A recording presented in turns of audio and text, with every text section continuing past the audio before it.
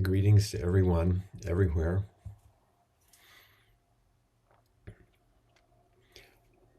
Let's begin our sitting as a few other people join us. And I will suggest, based on the reflections I'd like to offer today, that we chant the 4 practice principles at the end of our sitting rather than the verse of the robe. So we'll begin with Caught in the Self-Centered Dream, following our sitting.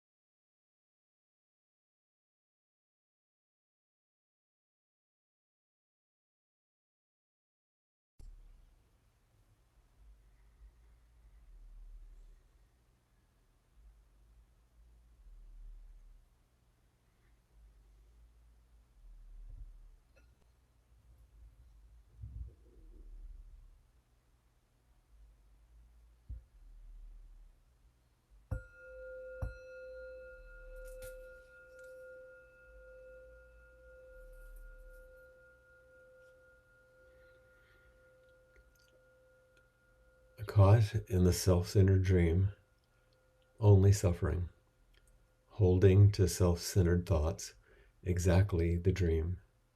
Each moment, life as it is, the only teacher, being just this moment, compassion's way.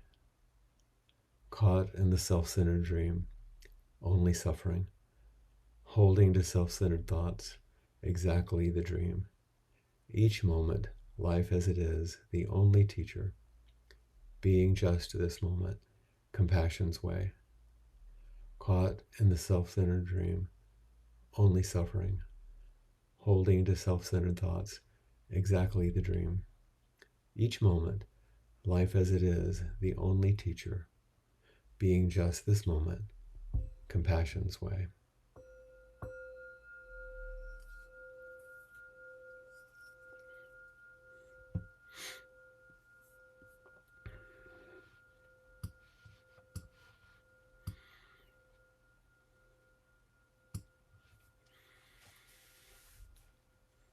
Caught in the self-centered dream. Today I'd like to speak a little bit or reflect on and ask you to reflect on this idea of dreaming and being awake. You know, the metaphor of awakening is a very strong one in Buddhism. We wake up, someone is liberated by awakening. And as we were just chanting, when you hear the line, caught in the self-centered dream, only suffering, it's not a difficult line over time to understand, certainly intellectually, but even from a practice and lived perspective, that if we're too tightly caught in self-centeredness, that this is going to separate us from life as it is and we'll suffer. And the second line, holding to self-centered thoughts, exactly the dream. That's that clinging to our personal perspective that keeps that kind of dream going from which we could awaken. And the story of the Buddha's awakening implies that all of us embody the possibility of that very same shift, which is the Buddha's awakening, that shift in our perceptions and our attitudes towards the ordinary day-to-day world, which the Buddha found to be both inherently deceptive, like a dream, and entirely complete and worthy of unsparing love. And this is the sort of seeming paradox, or at least two sides to this face of what this awakening reflects. And the fact that the Buddha, a human being, woke up using that language, that awakening was a profound shift in perception and therefore attitudes towards the everyday life that he and all of us meet, and that we have inherently in our bodies the same possibility. To see the deceptive or dreamlike nature of existence, and also to find it lacking nothing and worthy of our devotion and love.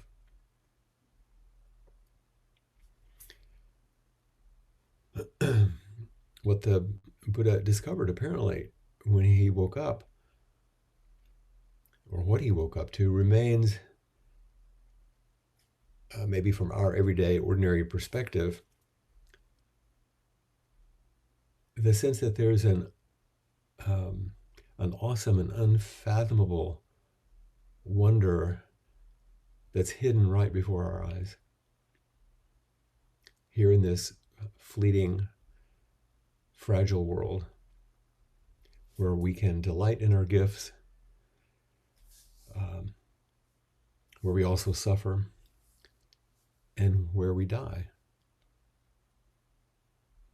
It's all contained here. And we can wake up to a very different perspective on this life. Very famously, at the very end of the Diamond Sutra, one of the large um, texts from early Buddhism, there's a question. One of the disciples asked the Buddha, how are we to contemplate conditioned existence in this fleeting world? It's the primary question, the fundamental inquiry. What do we make of this? How do we meet it? How do we contemplate our conditioned existence in this fleeting world? And there are various translations. It's quite poetic, but the translation that I chose today of those last few lines, the Buddha says, this is how to contemplate our conditioned existence in this fleeting world, like a tiny drop of dew or a bubble floating in a stream, like a flash of lightning in a summer cloud, or a flickering lamp, an illusion, a phantom, or a dream.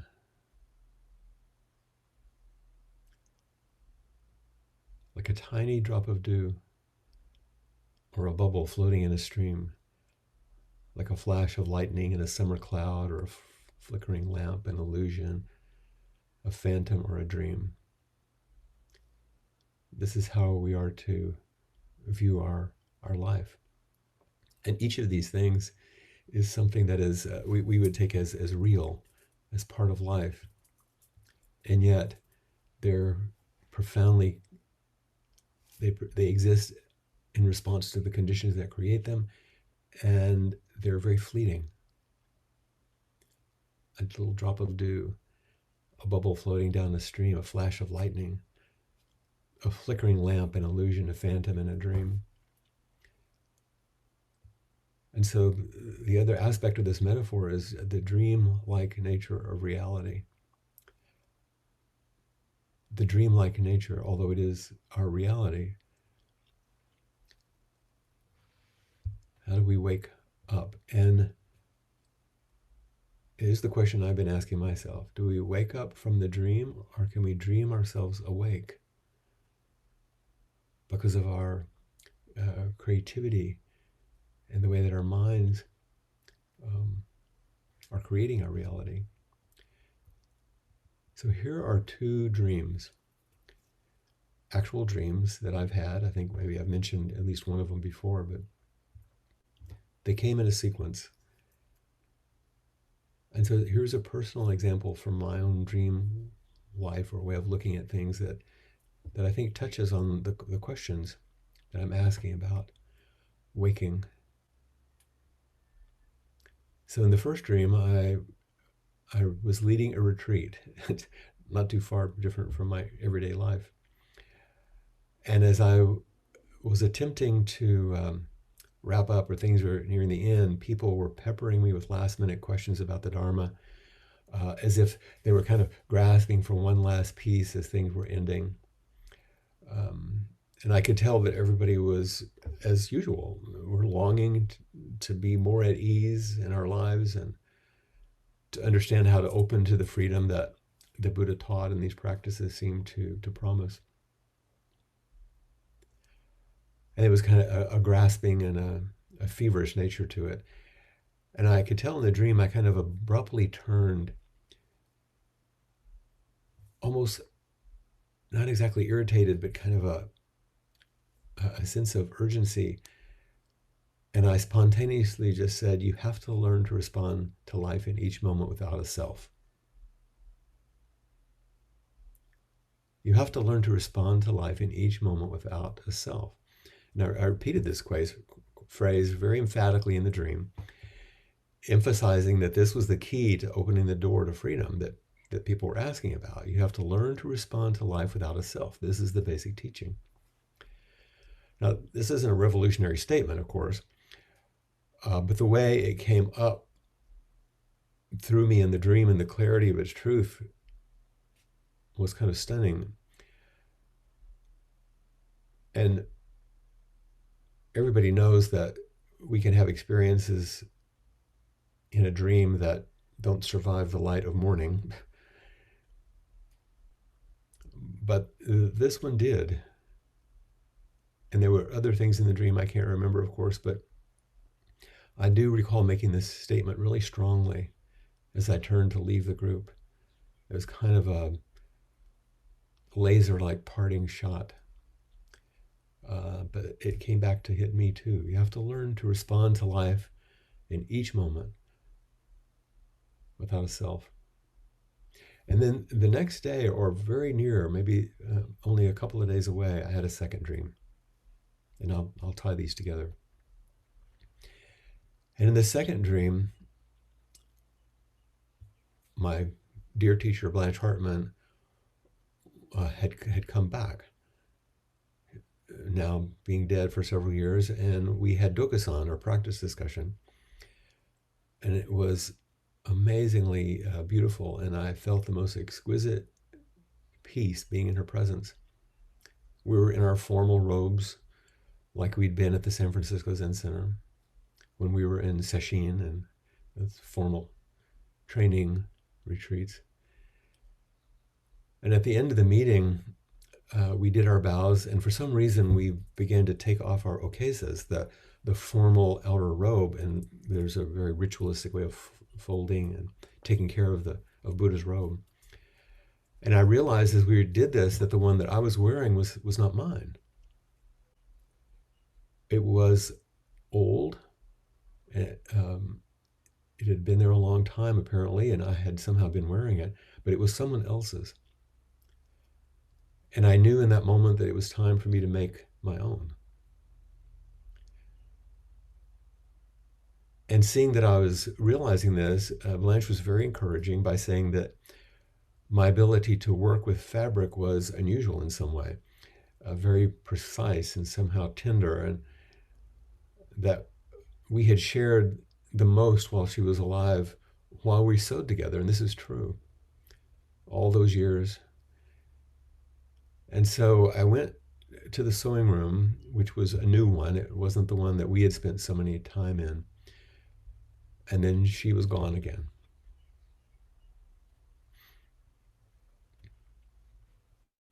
There's a dream in retreat.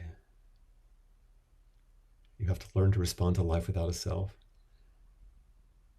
And then the one in which Blanche came back, and I realized I was wearing something old, and it was time to put on something new, to make it new.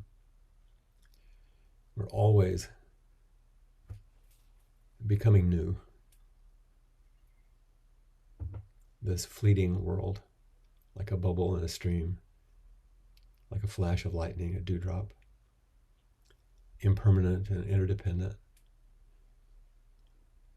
And we have to find our own way. We can wear the old teachings, someone else's. But eventually we do have to make our own vows. Hopefully emerging from something really reliable, the teachings that have been carried forward, our teachers in whom we place our trust. And in doing so, we find that paradox that was expressed even in the Buddha's awakening, that you're never really alone, that your life is profoundly infused by the lives of all those that come before you and will come after you, and everything that is supporting your being alive now. You're never really alone, and yet you're totally and solely responsible for your life. No one else can do it for you.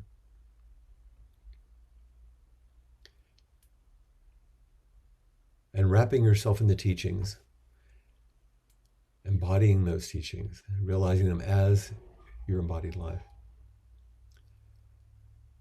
without creating some new spiritual self, another self. that you now call spiritual. We become rather sort of like an appropriate functioning, not a function even. It's not that nominal of functioning, without creating some new self that's now spiritual, now Buddhist, now Christian, now whatever.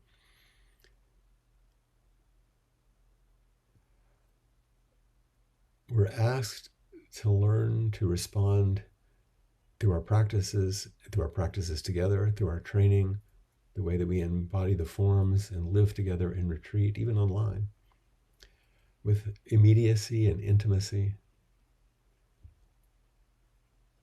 As we learn, excuse me, which seems very counterintuitive, that there's nothing to protect. If we're not creating and clinging to and maintaining a separate self, what would you protect? And there's nothing to gain if it's all given here now. And yet there's everything to lose, which is mainly everything that you cling to and create over and over again. And we awake without the creation of new strategies. A spiritual practice is not some new, better coping strategies to take care of your stress or relax or quiet your mind. Our practices don't create some new and better version of yourself. Finally, as if there's some finality and way to finally reach something that's completed. We become a responsive and receptive functioning, which is, by any measure, wise and compassionate, precisely because it's not based in an individual separate self. It's not formed out of a self-centered dream. All selfing is dreaming. And there's no new personal perspective, which we call an awake one. We had an asleep perspective now. It's not a personal perspective. It's the inconceivable embodied opening.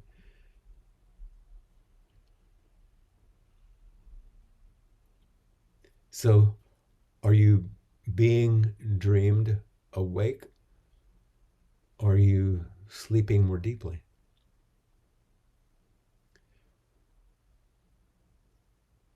I would say, at the risk of being critical or having an edge about so many practices which are available these days, dream us into another provisional truth. They're protective practices in which we're given new beliefs or a new hope, which isn't really worthy of our deepest faith.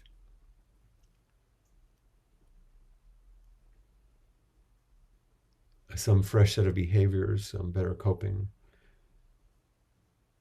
as if some much improved self will carry us through the difficulties. You have to learn to respond in every moment without a self. You have to take off the old robe and find your own. And the teachings and the teachers will encourage you and reflect back your very best qualities. And then they will disappear. And you're left in that, in this case, sewing room alone. And yet profoundly supported by everything. What is it to be dreamed awake? To awaken from the dream, but to be dreamed awake.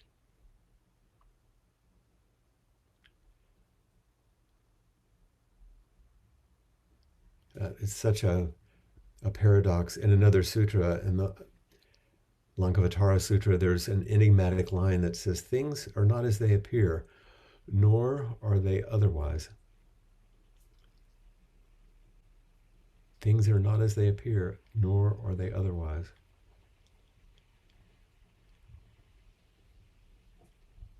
Like a bubble in the stream, like a phantom, like a flash of lightning in a summer cloud, like a dream. And yet, they are exactly themselves, and so are we, if we can pay attention. If we, in the parlance that we're talking about, wake up through our practices. There's a beautiful line in the Gospel of Mark in the Christian tradition that says, "We see and see, but do not perceive. We hear and hear, but do not understand."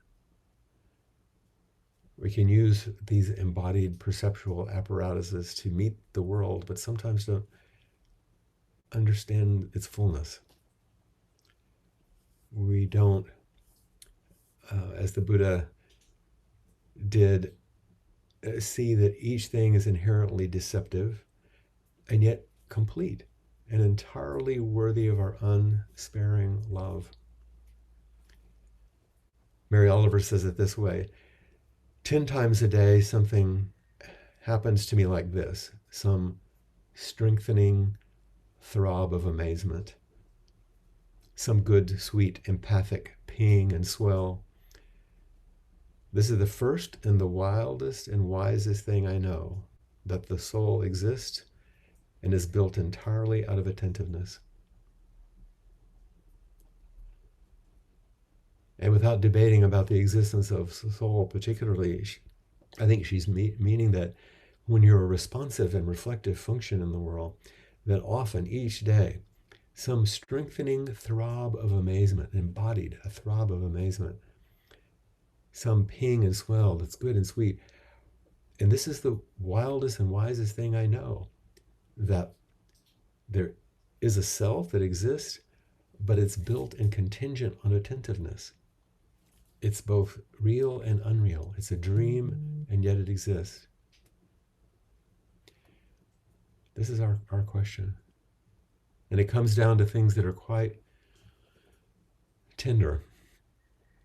And by the way, a recommendation here in the midst of these teachings, there's a 31-minute documentary done in 2017, released in 2018, just the year before Ram Dass died. It's on Netflix. It's called Ram Dass Going Home. And it's the last film of his, a little mini documentary of some of his last times. And you see the sense of dream-like nature, and yet an ordinary life fully lived. Ram Dass Going Home is its name. And then most tenderly, as we live with this question of the evanescent, fleeting nature of reality, and yet the complete fullness of reality, which is worthy of all of our love, it's not to be dismissed, is encapsulated in only the way these brief Zen poems can do. Kobayashi Isa, who is one of the great haiku poets and short poem form poets of Japan, he lived from 1763 to 1828.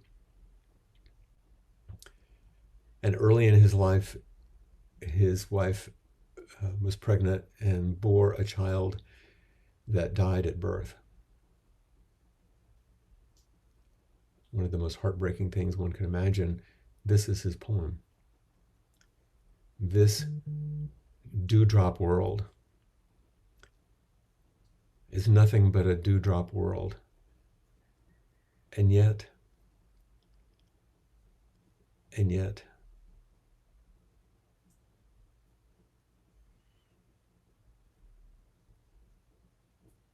this dewdrop world, like a bubble in a stream, like a flash of lightning, like a phantom, like a dream, is nothing but a dewdrop world. And yet, and yet we're here in these bodies and our hearts can be broken, and is worthy of all of our love, even if it seems like a dream. How do we learn to live and respond and offer ourselves to the world without the mediation of a self? And yet, how do we take care of this self and make it new each day without clinging to the self-centered dream? This is our inquiry. Just like I did with Blanche in that dream, and just like all those people did in the first dream in the retreat, please feel free to raise your hand. Come forward. If there are things that you want to reflect on your own, in your own life, you're dreaming yourself awake.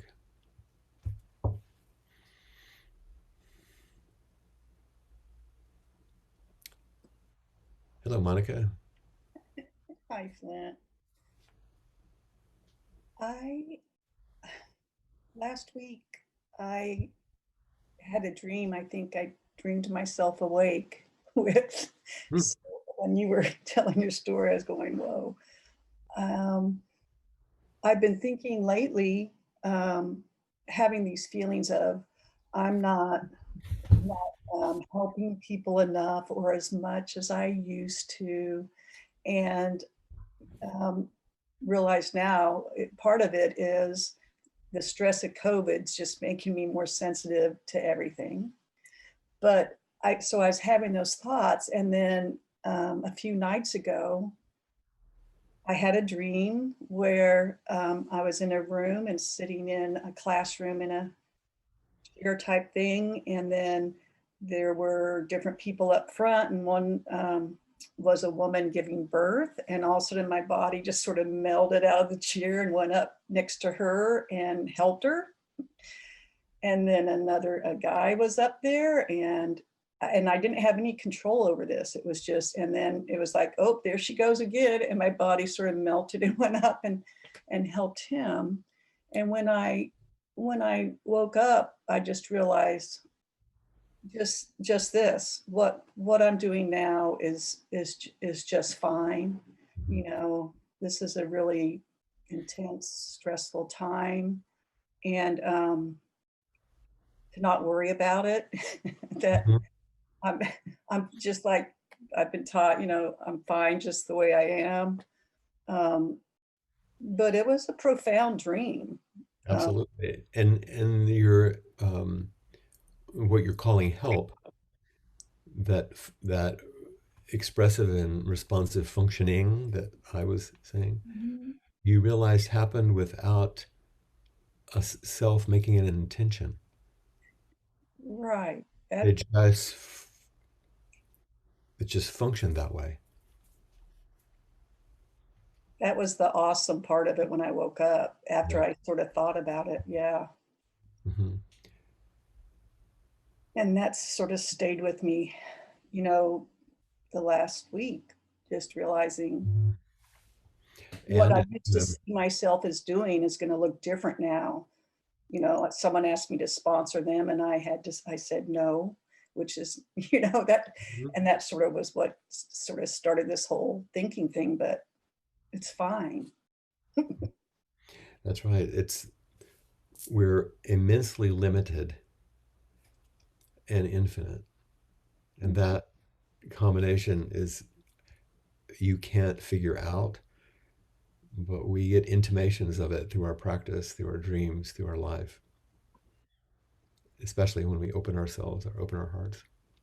Mhm. Thank you. Thank you. Mhm. Good to see you. It's good to see you.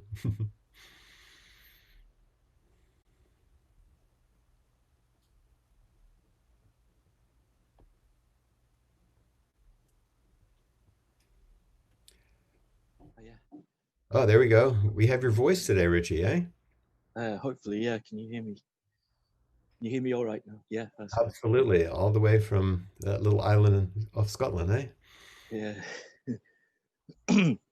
I was just saying when you were talking about your dream, um, it reminded me of actually a dream I had a couple of nights ago. It was a different sort of thing, but I was with a friend, and there was these people walking past, and for some reason I seemed to be very wise in my dream, which I'm not normally, but and I was explaining what enlightenment is, and how what awakening meant, and it was as I was explaining, there was like these flashes of, and it was illuminating things that you're not normally aware of.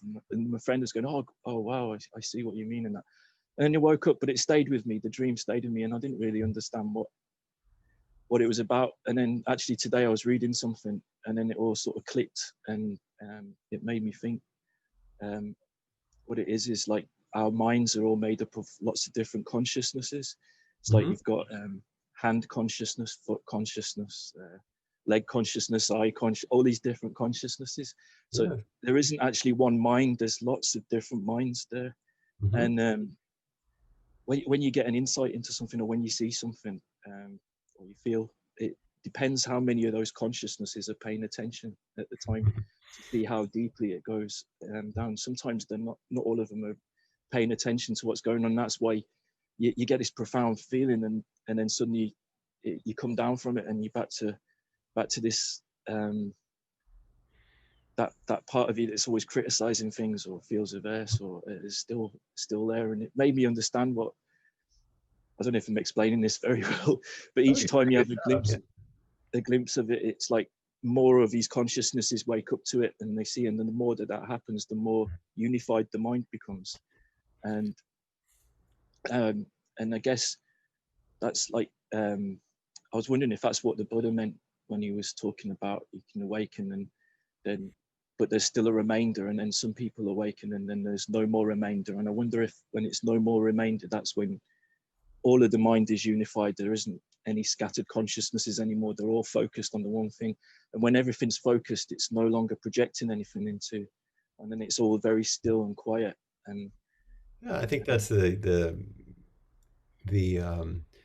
best kind of description we have of what goes on. The experience might be different.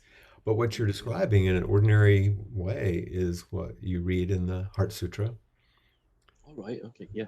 Yeah.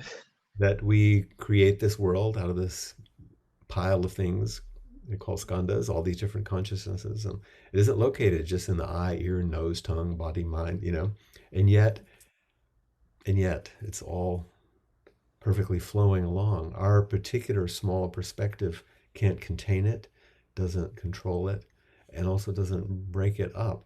But we can, sort of like Monica was saying, you can flow with it. And the more of ourselves are in alignment with it, the better it goes, and the less, not so much. So I hope I'm that's it. getting Yeah, what you're awesome. saying. Yeah, that's it. I think Good. It's that's great to hear your dream too. I wanted to share it because there was another. What was it? So I thought someone else might appreciate it as well. Yeah. That's why I wanted to share it as Well, well. But and I've like got all we these know, butterflies. I think I said, sometimes you have these dreams, and in the light of day, it's like it doesn't make any sense. It seemed to Yeah, be no, good in the no. dream, but sometimes a little bit hangs on, doesn't it? And it's a nice gift. It's a bit of grace.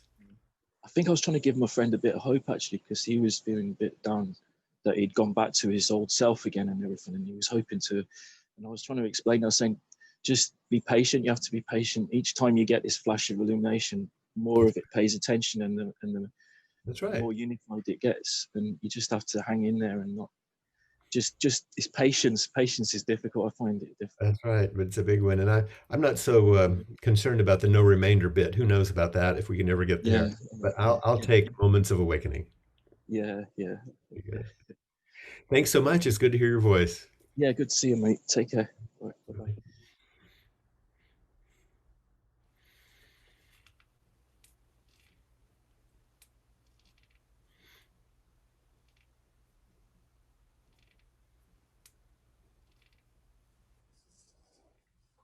Hi, Eileen.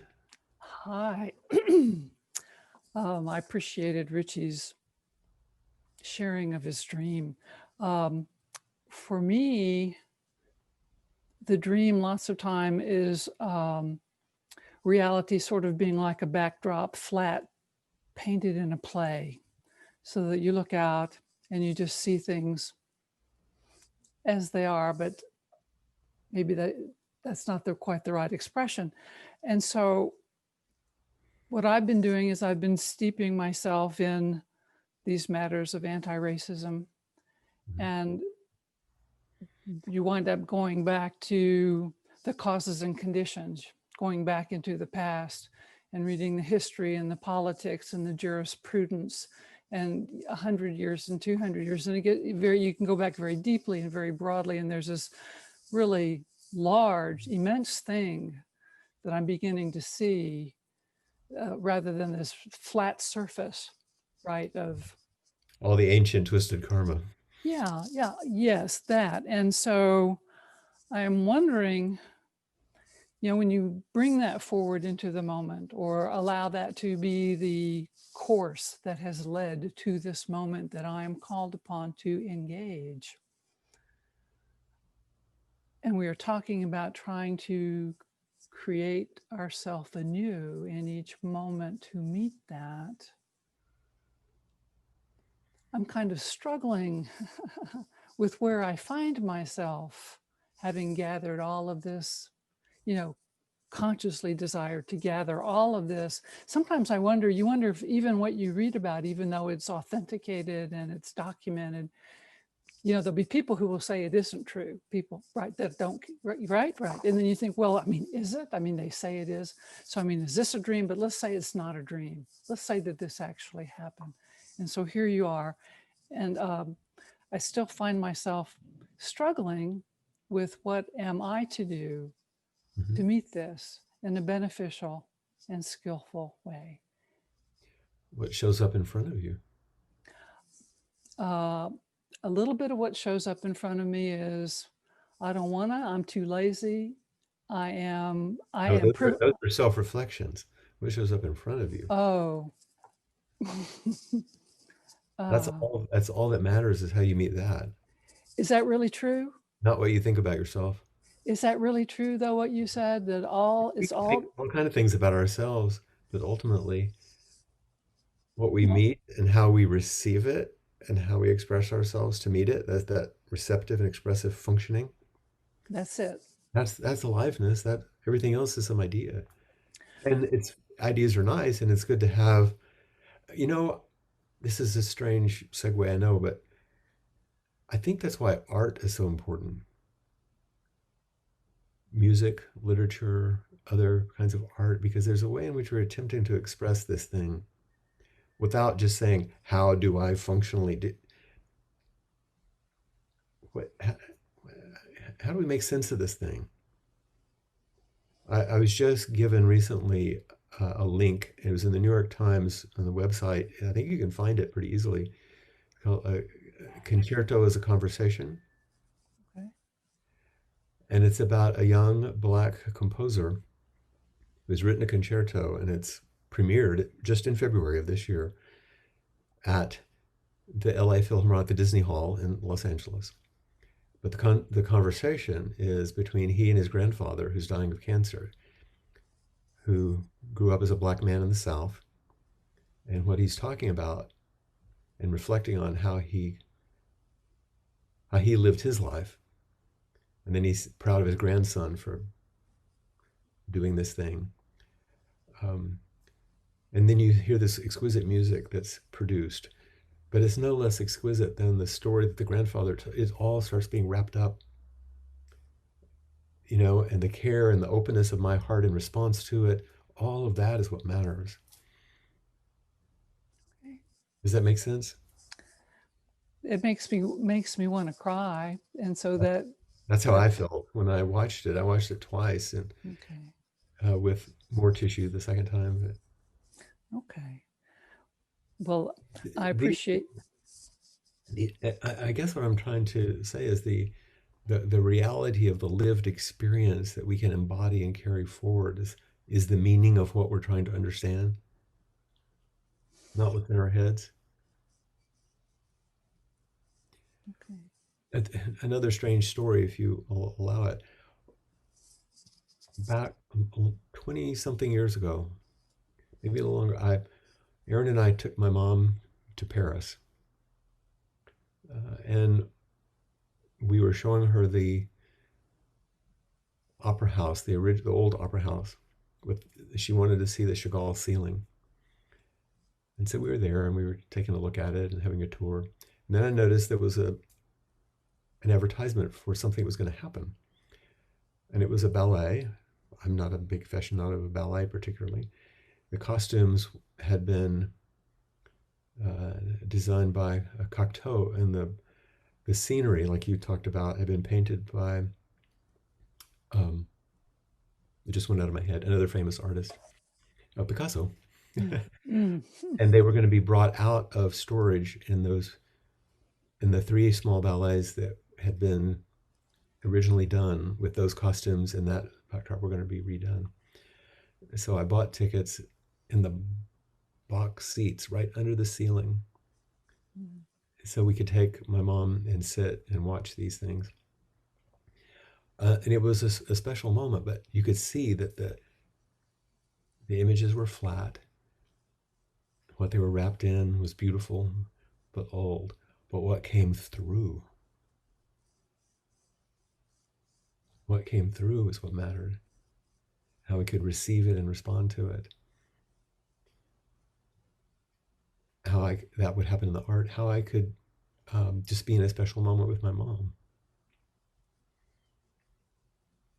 That's what mattered. I appreciate your perspective very much. Thank you. And she'll have her 90th birthday this month, which is a great celebration.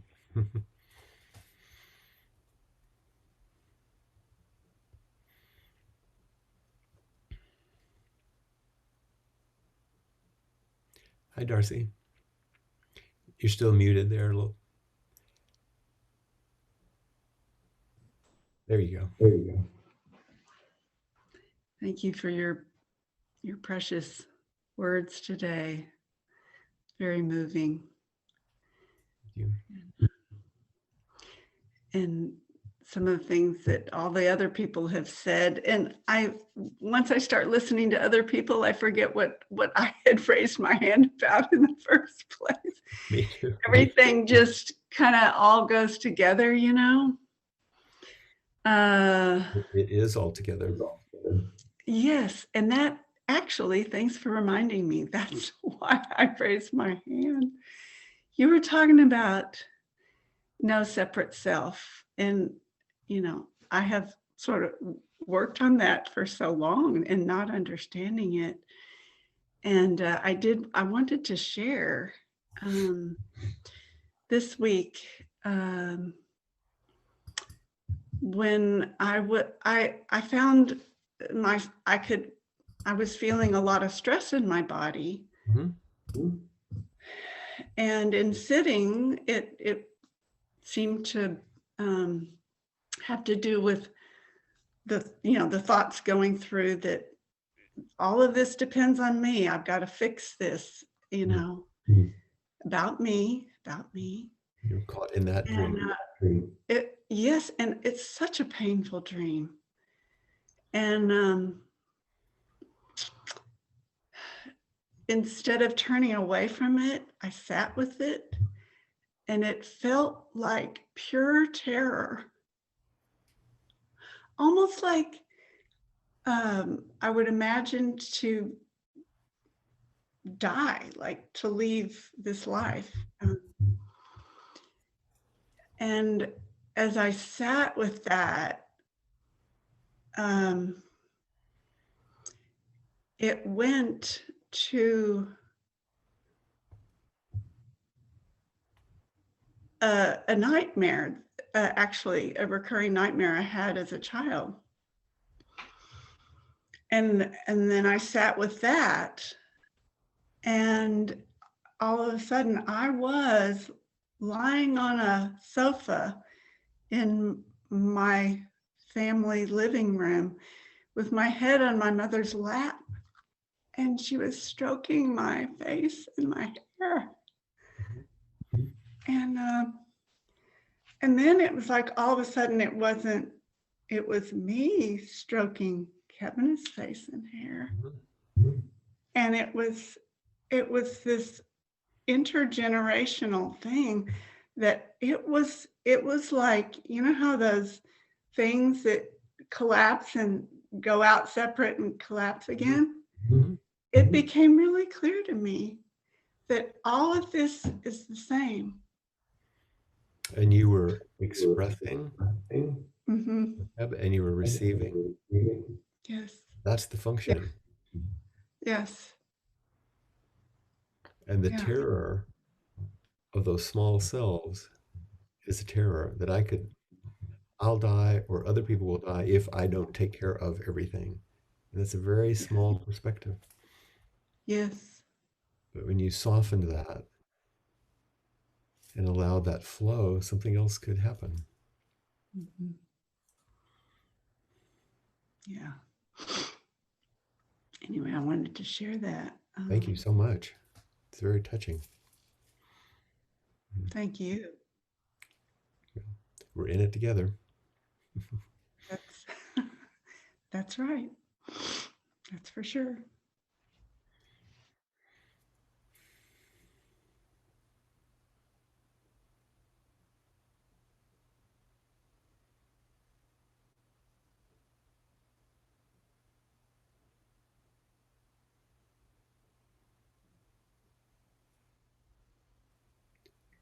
Oh, Hi, there you go. Flint. I know. I was trying to find the button. Yes. So much like Darcy, I'd forgotten what I um, initially raised my hand for, but oh my gosh, the synchronicity of life is amazing because in so many ways, everything that you said and has been said today connected, and I have a new question and story, Mhm. slightly new. And I need your help with this Mhm. because if I'm correct, then I'd like to thank you. I seem to remember several talks ago, you asked us to do a longer meditation. And I seem to remember that in that meditation, was this you, Flint, asking us, what is inviting you? Did you ask that question? Mhm. Ah, then, I think it was on election day, I think when we were not okay. having so much inquiry, just sitting and Yeah. Mhm. Yeah. And as I I sought what was inviting me, I felt embodied life saying, come on. Mhm. And then whether it was that talk or another talk that you gave, because they're all amazing and wonderful, thank you. Oh, thank you. I remember you saying, and I'm paraphrasing, this is how I embodied Mhm. it. Stop fighting. Mhm. And then, and I know people awaken from actual dreams, Right. but I awakened from this dream in that instant, and it sort of went like this. There was life inviting me, embodied saying, come on. And then there was you saying, stop fighting. And what flashed before me, like in a nanosecond, was the way I had lived life all the years past. And Mhm. the question that came out of my body was, and I have to say this right now. I kind of don't even like using the word unskillfully because it seems there's a judgment even in the use of that word. Thank you. Thank you. Oh, Because actually, what we call unskillful is a judgment on how some of our protector parts are simply have been trying to take care of us. They were yeah, functioning just fine. Maybe they had a limited view, yes. but I wouldn't use unskillful. So thank you. So I won't use that word. Thank you for giving me words. So I looked at how in a nanosecond, all this life flashed before me, including as you speak of mothers, two mothers, my biological mother, who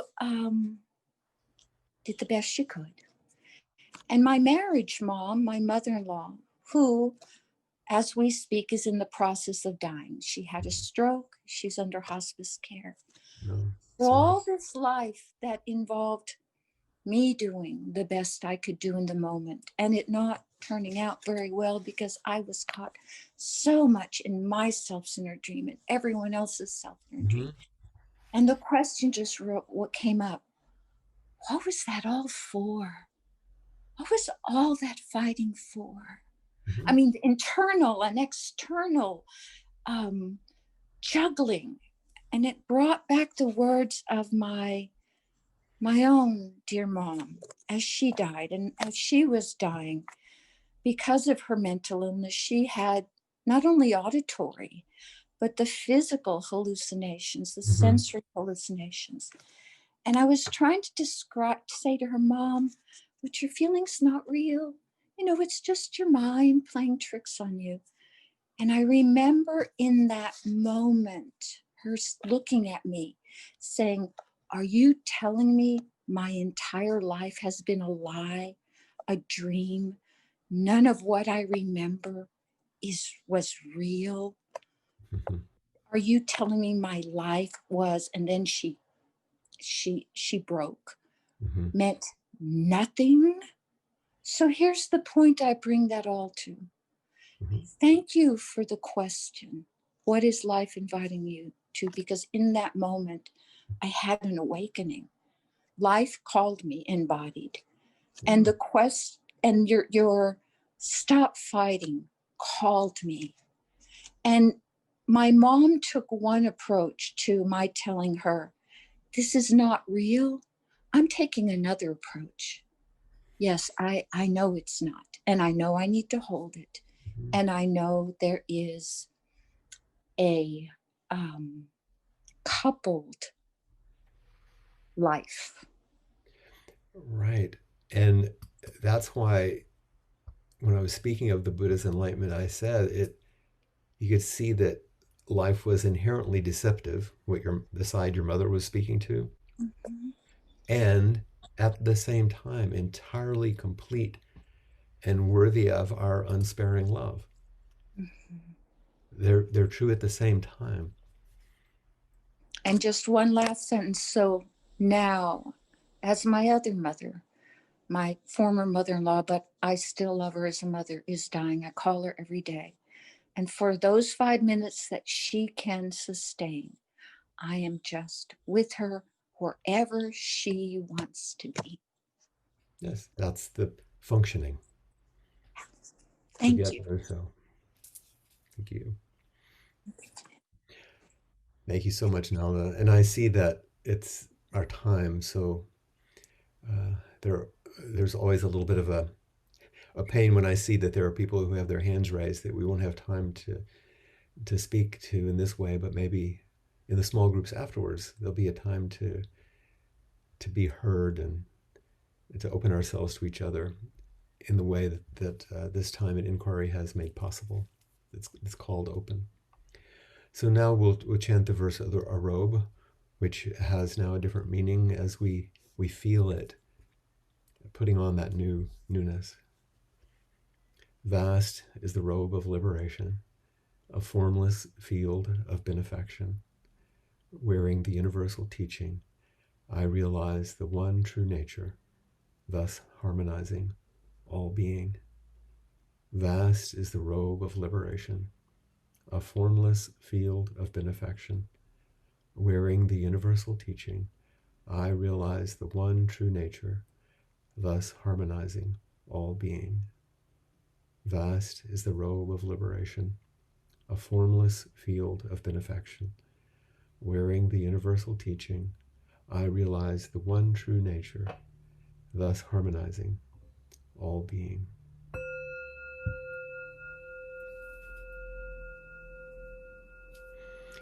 Thank you so much for being with us today and for all those who came forward. It was really heartwarming to connect. And for those of you that are less familiar with some of the chants that we do, the full chant book is available on the Appamada website, and you can download it and receive it there. And I'll invite Jessica back to end our time and encourage your transition to the other groups if you'd like.